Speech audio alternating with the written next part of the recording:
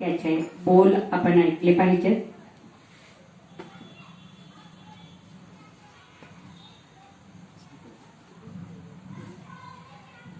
एक सामाजिक विषयावर कविता मांडत आहे. कवितेचं नाव आहे पिंड. आपण जो 3 दिवसानंतर किंवा 12व्यानंतर पाडतो त्याला आपण पिंड म्हणतो. तूप लावलेल्या पिंडाला जेव्हा चोच लावतो कावळा, तूप लावलेल्या पिंडाला जेव्हा चोच लावतो कावळा, तेव्हा निश्वास सोडतात जमलेली माणसं, तेव्हा निश्वास सोडतात जमलेली माणसं आणि कळतं जिवंत माणसापेक्षा महत्वपूर्ण आहे कावळा. जिवंत माणसापेक्षा महत्वपूर्ण आहे कावळा.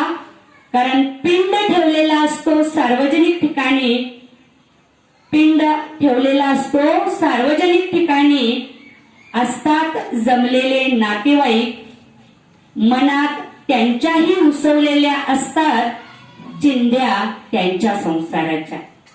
मनात त्यांच्याही उसवलेल्या असतात चिंध्या त्यांच्या संसाराच्या. आपल्या स्पर्शाने दाखवतो कावळा समाधानी होता मृतात्मा. आपल्या स्पर्शाने दाखवतो कावळा समाधानी होता मृतात्मा. नव्हतीच कुठली आशा उरली, नव्हतीच कुठली आशा उरली. भादरल्या डोक्याच्या भेदरल्या मनाचा सुखावतो कोणाडा. भादरल्या डोक्याच्या भेदरल्या मनाचा सुखावतो कोणाडा. त्या मृतात्म्यानं नाही केलं पितळ उघड आणि मनातल्या मनात जमवतो हिशोब, आणि मनातल्या मनात जमवतो हिशोब. ह्याच्या पाठीमागे उरलंय काय?